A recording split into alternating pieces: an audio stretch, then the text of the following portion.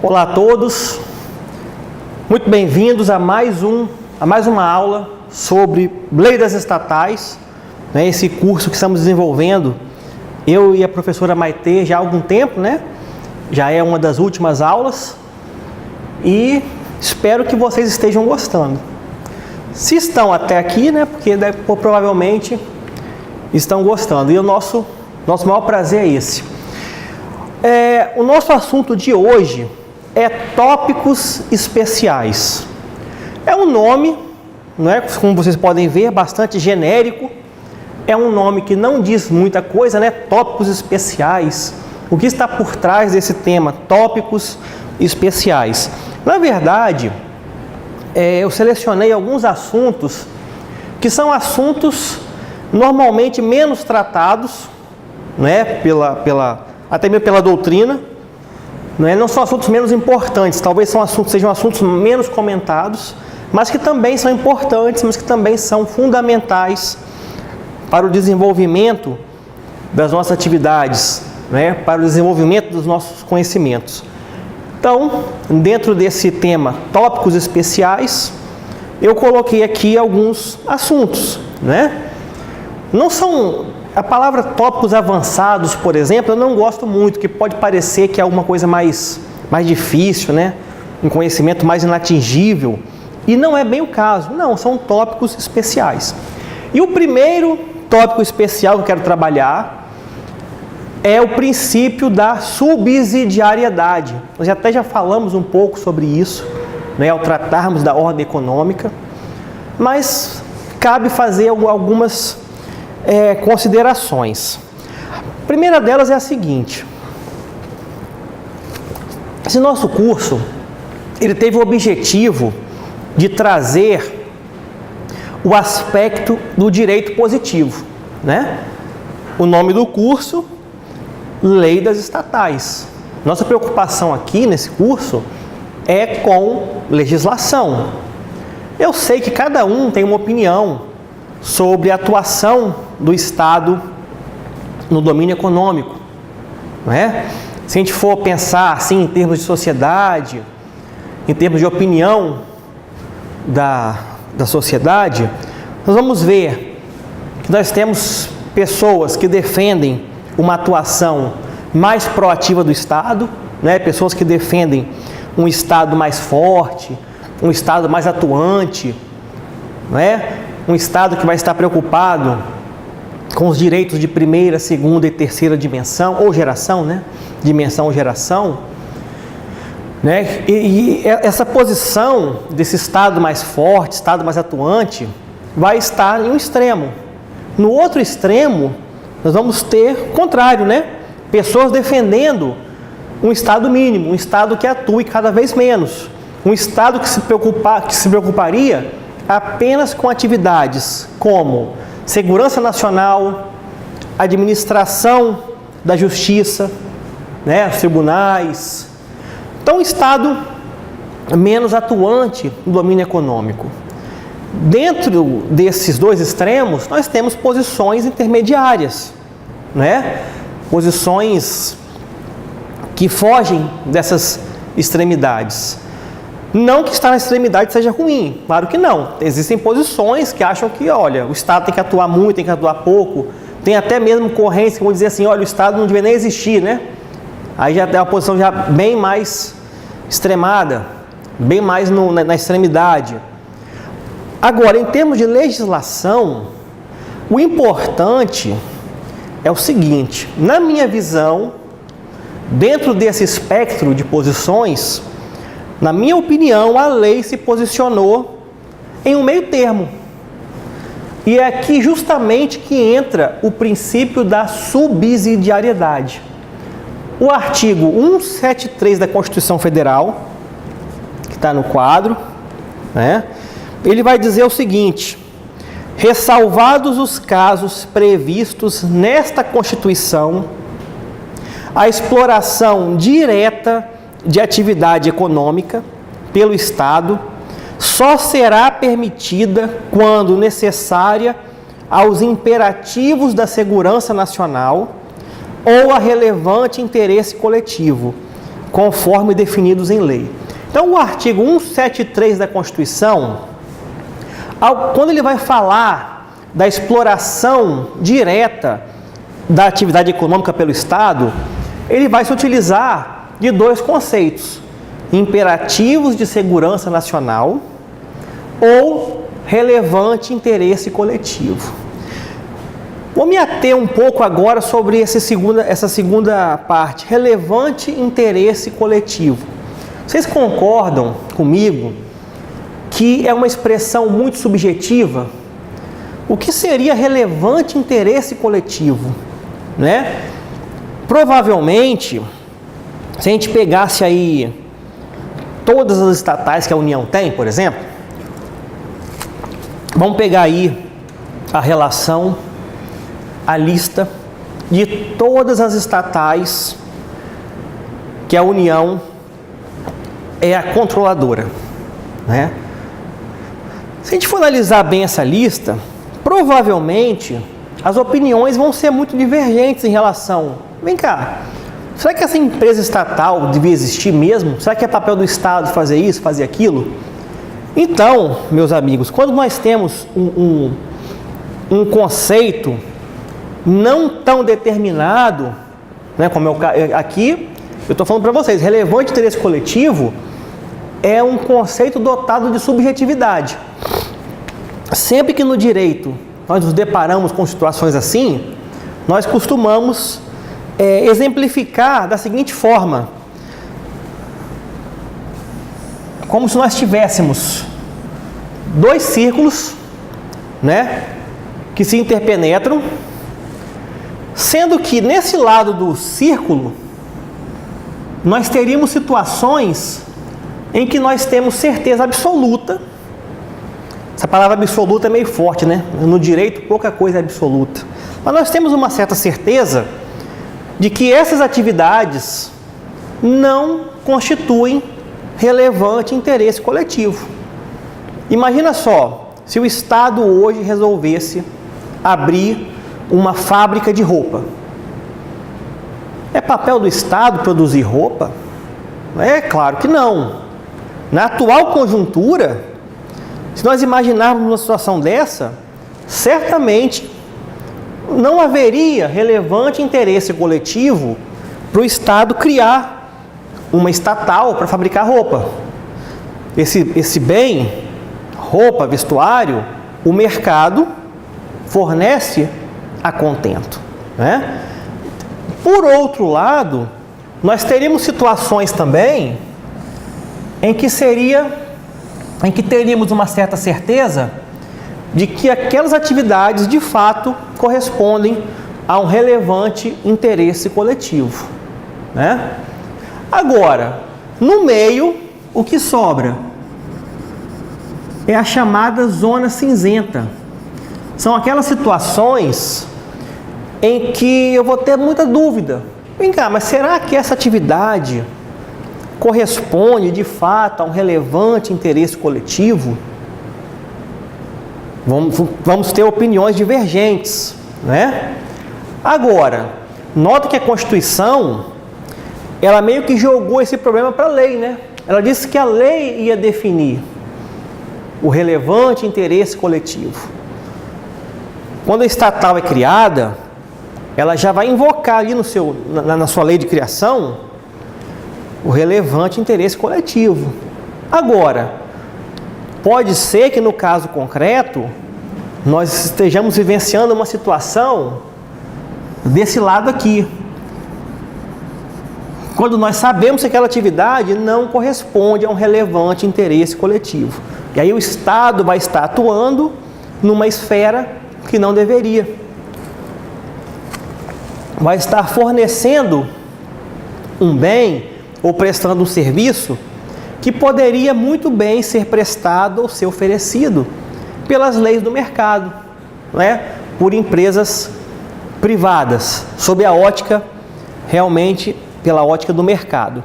Então, só para contextualizar, que o nosso curso não teve por objetivo tratar dessas questões de cunho mais político, vamos colocar assim, de escolha do constituinte, de escolha do legislador. Nossa preocupação maior foi no que toca ao direito positivado, a legislação, né? Lei 13.303. Agora, a discussão existe, né? O tópico especial justamente para mostrar que há uma discussão na sociedade, né? Uma discussão que toca até mesmo na redefinição do papel do Estado, e é uma discussão muito interessante. Quem vai dar para a gente a pista, a dica, vamos dizer assim, quem vai ajudar quem vai nos ajudar a sairmos da zona de incerteza é a própria Constituição. Por quê?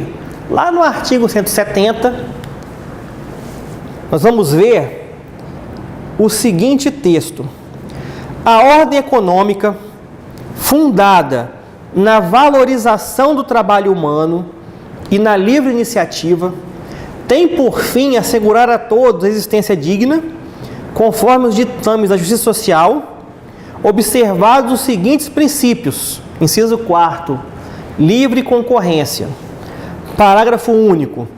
É assegurado a todos o livre exercício de qualquer atividade econômica, independentemente de autorização de órgãos públicos, salvo nos casos previstos em lei. Então nós vemos que em apenas um artigo, a Constituição utilizou 3 vezes a palavra livre. Livre iniciativa, livre concorrência, livre exercício de qualquer atividade econômica. Então a regra é que os bens sejam providos pela ótica do mercado. Eu me lembro que quando eu tratei da ordem econômica, no início do curso, eu mencionei, né, que muitas vezes, quando uma estatal aparece no mercado, ela acaba meio que influenciando aquele mercado, né? Muitas vezes com certas preferências, certos privilégios, outras vezes com certas desvantagens também, né? Por exemplo, a estatal, ela não vai à falência, né? Uma empresa privada vai. Por outro lado, a estatal, ela é obrigada a realizar concurso, a realizar licitação pública. Já a empresa privada não é obrigada a nada disso. De modo que você tem ali um agente econômico participando no mercado, competindo com outras empresas privadas, só que com regras muito particulares. Então é preciso ter muita atenção a esses princípios: livre iniciativa, livre concorrência, não é isso? Porque a regra de fato é a liberdade do mercado, certo? A empresa estatal, ela vai ter que seguir isso aqui: imperativos da segurança nacional ou relevante interesse coletivo. Tem mais um ponto para aprofundar quanto a isso, mas já vamos chegar lá.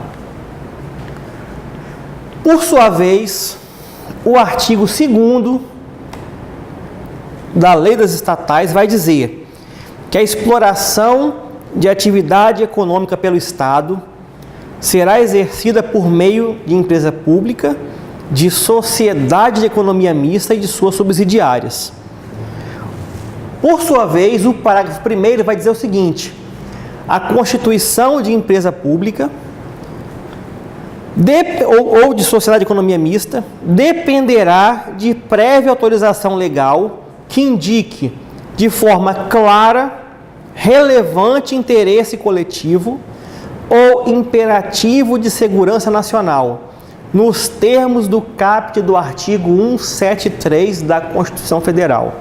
Justamente, a lei foi puxar esses conceitos lá da Constituição Federal.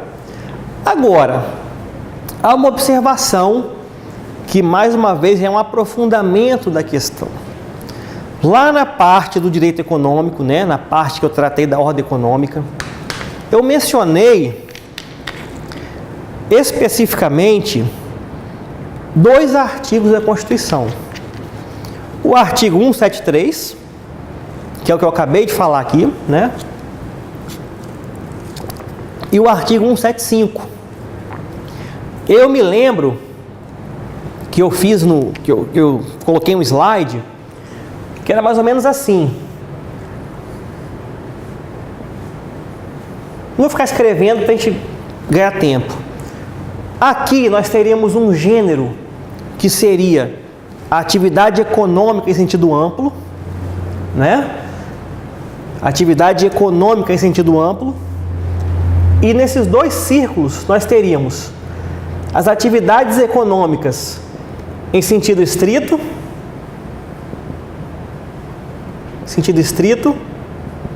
e aqui nós teríamos os serviços públicos, né? Atividade econômica em sentido estrito, artigo 173, e serviço público, artigo 175. Quando eu vejo a legislação que trata das estatais de modo geral, né? Já falei no início do curso que a lei das estatais englobou tanto empresas que exercem atividade econômica em sentido estrito, como empresas que prestam serviços públicos. Quando eu vejo uma lei que tem essa amplitude, ao tratar da estatal, da constituição da estatal, só mencionando um conceito que está em apenas uma das atividades que poderiam ser utilizadas para a constituição da estatal, eu tenho que parar para pensar qual o porquê disso, né? Na verdade, eu particularmente, a minha opinião pessoal, seria uma tecnia da legislação, né? A legislação, ela só olhou para o artigo 173, meio que esqueceu do 175. Pode ser que tenha sido proposital, porque achou interessante só tratar mesmo do artigo 173, né? Mas não importa. A questão mais relevante aqui é a seguinte: se eu tenho uma atividade que a Constituição determinou que o Estado prestasse como serviço público, né? Lembrando que o serviço público é serviço público se a Constituição diz que é.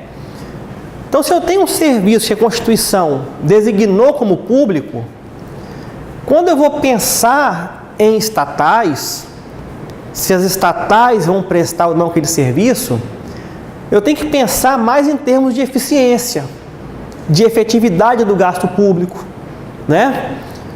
Eu já não penso muito nesses 2 conceitos. Esses 2 conceitos são mais próprios para o artigo 173. Atividade econômica em sentido estrito. Quando eu penso em serviço público, a minha preocupação se torna mais uma questão de eficiência, de eficácia.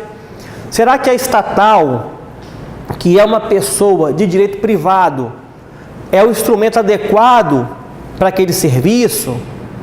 Ou aquele serviço poderia ser concedido, o Estado poderia abrir uma concessão de serviço público? Ou talvez permitir aquele serviço ao invés de conceder? Então a discussão se torna mais ampla. Aqui eu só estou mesmo mostrando que muitas vezes a legislação ela simplesmente se omite em alguns pontos. E aí nós temos que parar também de pensar. Hoje em dia nós temos os caçadores de silêncio eloquente, né? Todo mundo fica caçando silêncio eloquente. Será que o legislador deixou de falar isso porque tinha algum interesse por trás? Muitas vezes é falta de técnica mesmo. Quando a gente pega a lei das estatais, já falei sobre isso amplamente, muitas vezes os artigos da lei se esquecem das subsidiárias. Ele fala só de empresa pública e só de sociedade de economia mista. E não menciona subsidiárias. Aí alguém vai dizer, foi um silêncio eloquente, porque a subsidiária está fora. Não, não foi silêncio eloquente. Foi falta de técnica mesmo. foi esquecimento, né? Então não podemos confundir as coisas. Eu fecho esse tópico então dizendo, o nosso foco aqui foi sempre trazer a legislação positiva e sempre fazendo a ligação dessa legislação com a Constituição Federal, que no Brasil de hoje é a norma que se encontra no ápice da nossa ordem jurídica. Então, seguindo, dando continuidade, entramos no tema arbitragem, tema fundamental para a administração pública hoje, né? Tema de grande relevância, e nós vamos tratar dele agora em relação às empresas estatais. Não é um curso sobre arbitragem, claro. Falar de arbitragem, teríamos que ter aí um curso completo, né? Porque é um assunto riquíssimo, muito vasto. Aqui nós vamos tratar só mesmo do tema da arbitragem, tendo como foco a lei das estatais, né? O professor Eupídio Donizete, um dos grandes ícones do processo civil no Brasil e do direito civil também, né? Ele vai dizer o seguinte: a arbitragem vai conceituar a arbitragem.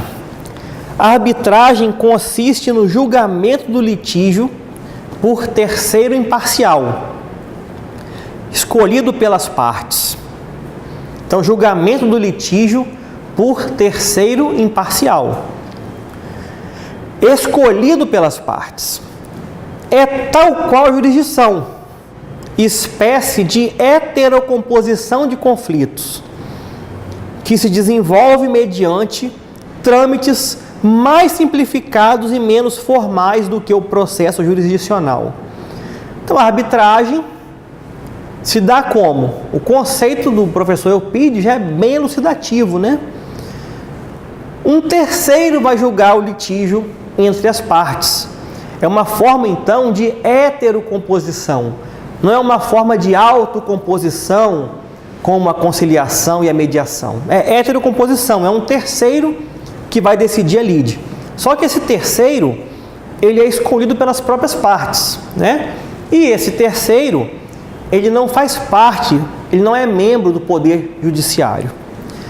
No Brasil, a lei que trata da arbitragem é a Lei 9.307 de 96, que logo no seu artigo 1º vai dizer: as pessoas capazes de contratar poderão valer-se da arbitragem para dirimir litígios relativos a direitos patrimoniais disponíveis. E é aqui que começa uma certa celeuma, né? Durante muito tempo, e nós ainda temos críticos no Brasil em relação à arbitragem, durante muito tempo foi desenvolvido o seguinte raciocínio: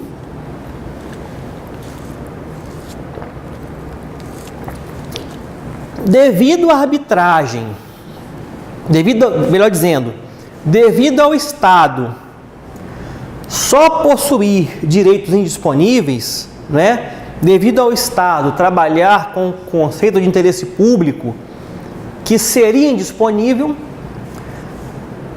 a arbitragem, que se trata de resolução de litígios envolvendo direitos patrimoniais disponíveis, não poderia ser aplicada às relações estatais. Ou seja, o Estado não poderia usufruir da arbitragem.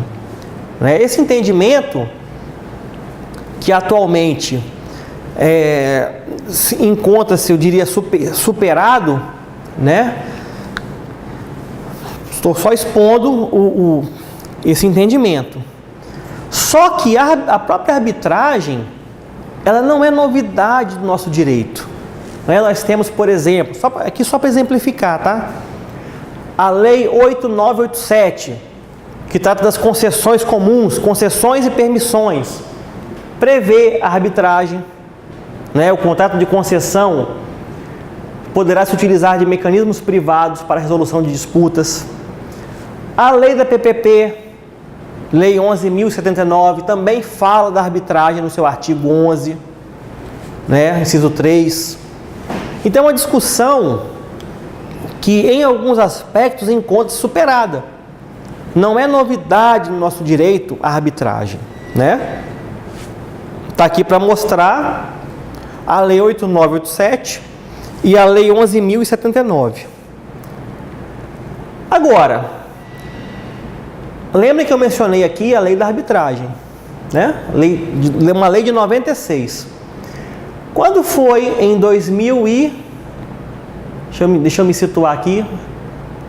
Quando foi em 2015, muito recentemente, né, surgiu uma lei que alterou a Lei da Arbitragem, Lei 9.307, que é a Lei 13.129.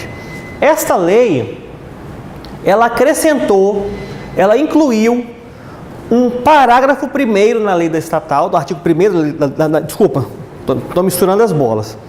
Ela acrescentou um artigo, um parágrafo na lei da arbitragem, que é o seguinte: a administração pública, direta e indireta, poderá utilizar-se da arbitragem para dirimir conflitos relativos a direitos patrimoniais disponíveis.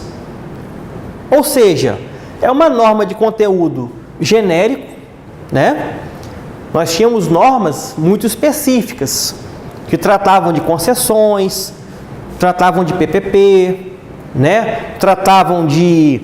Tinha algumas áreas reguladas também que previam a arbitragem. Mas agora, desde 2015, nós temos um dispositivo que é genérico, que trata da arbitragem para a administração de forma geral, né? Então, a arbitragem não é novidade para ninguém. Não é um assunto assim, nunca ouvi falar, não sei o que é isso. É um assunto que já se encontra positivado pela nossa legislação. Não é isso? A lei das estatais também previu um instituto da arbitragem. Daqui a pouco a gente volta.